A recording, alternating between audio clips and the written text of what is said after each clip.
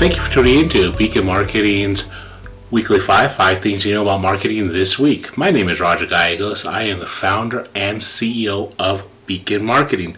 This week we're going to be talking about your target audience.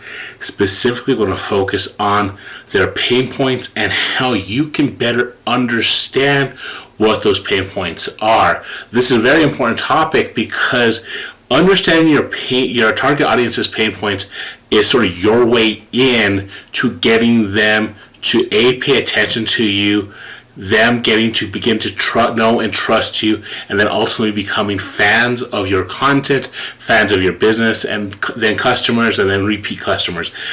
When you understand the pain points and the suffering that your audience is going through, whether it is a plumbing issue, whether it's a car issue, even if it's just being hungry or whatever it is, whoever your target audience is, when you understand the things that they're going through and you're able to articulate that in a simple and concise message and attract them to you, you're going to be much more effective with your messaging. You're going to get much more people to your website, to your social media, to pay attention to your emails and open and act upon what you say. So being able to understand those pain points and being able to articulate your message in a way that will get your audience to act is such an important part of being a good and effective marketer that I cannot overstate its importance. So I'm going to really have a really good time going through this video and helping you understand how you can drill down and understand your audience pain points so you can make it a focal point of your messaging and begin attracting the audience that you need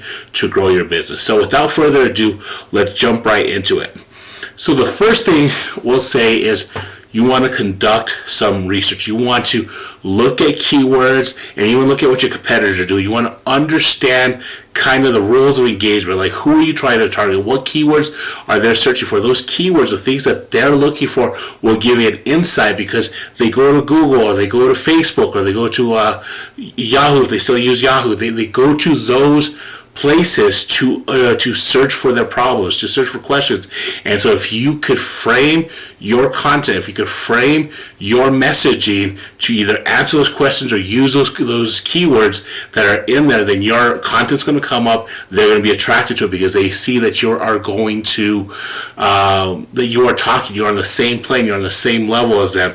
Similarly, you want to look at your competitors because theoretically, your competitors, both national and local, they're targeting the same audience. So maybe they've already done a little bit of the legwork for you. So you could go and say, okay, well, we're about the same size. We're going after the same people. Who are they targeting? What are they going after? And so maybe you could do it a different way. Maybe you could improve upon it. So do a little bit of research. Look at some keywords. Look at your competitors and try to get a good lay of the land so you have an idea.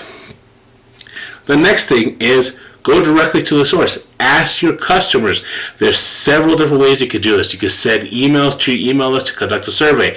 You could ask in person if you have a retail store or a place where a restaurant where they're coming in. You can ask them to fill out a quick survey while they're waiting. Ask them while they're at the register. Just get a good feel.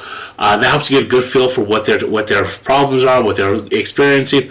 Or you can even ask on social media. There's a bunch of things that you can do a quick poll. So ask some questions. There's a ton of different ways to get creative and ask questions. You don't have to do something long. You could even make it a contest, or you could say, hey, the first 20 people that do this will get a $5 gift card to our place.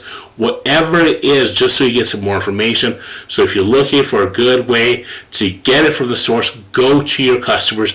They will tell you a bunch about what they're experiencing. So go to the source if you want to look more for what your customers are experiencing.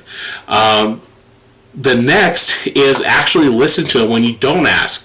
What I mean by this is you want to monitor your reviews, look at complaints, look at any comments. You can get a lot of insight from those because that's probably honestly one of the best things you could do because you are looking at what people are saying unsolicited. So that it's not like you're looking right at them. If they say these people took too long, or the customer service wasn't up to par, or I didn't get X, or I didn't get Y.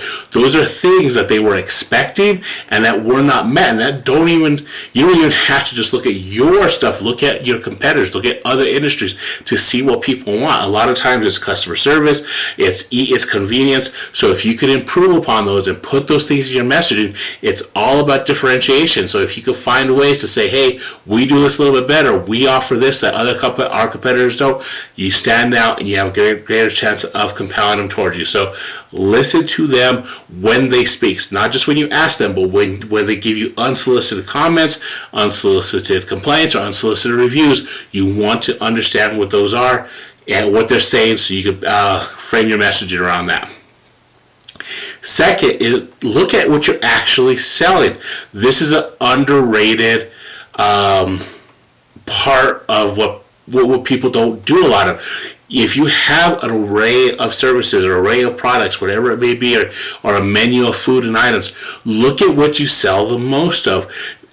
People will tell you, if you listen and you look at the data, people will tell you what they want, what they're craving, what they need, if you just look at your numbers. So if you have 5 or 6 products and 2 or 3 of them are by far the highest sellers, then that tells you something, that those are the ones that people are going in and focusing. So think about the problems that those products and services address. What's the main benefit? What's the core thing that those problems address, and focus on that. Because if you have other ways to serve those people, if you have other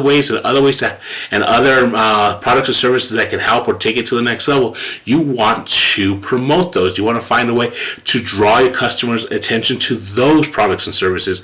So if you look at what you're selling now, if you look at the data that you have right now, that will tell you a lot of information about what your customers need and the struggles that they're having, so you could, again, better address them in your messaging. Last, and this is an important one, is after you do all these things, after you do the research, ask your customers, look at the reviews and stuff, and look at your reporting, don't quit, don't stop that, keep doing it. This has to be a part of your culture. This has to be part of your business. Continuously understand what your customers are experiencing. The reason you want to do that is your audience evolves, their needs evolve, the industry evolves, and because technologies change, social norms change, people change. So if you do this once and you think you're set for the next 5 years, you're wrong.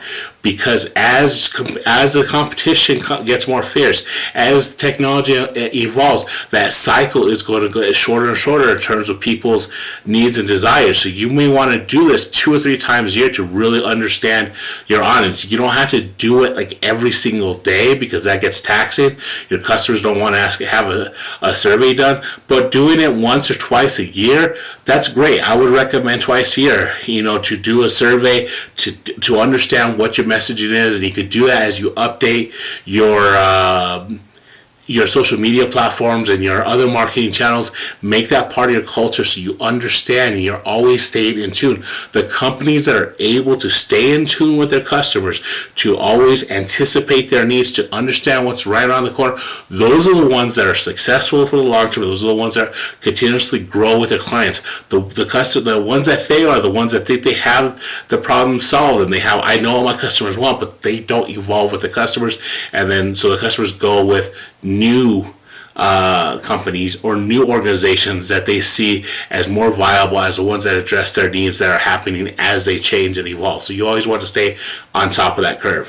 So a quick recap: you want to conduct research, you want to ask your customers, you want to listen to them when they do speak to you, look at what you're selling, and then lastly, make it part of your culture. Don't quit, keep it going, always evolve.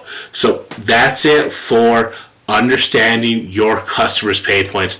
Let me know, as always, what you think of this video. If you do something similar, how you stay on top of your customers' needs and their pain points. As always, please like, share, comment, subscribe. I want to hear from you guys. I want to see this channel grow. Stay tuned next week. We'll be talking about ways to simplify your marketing. Looking forward to that topic. Again, this has been Beacon Marketing's Weekly 5 things you know about marketing. You have a great day. Thank you so much for tuning in. Bye.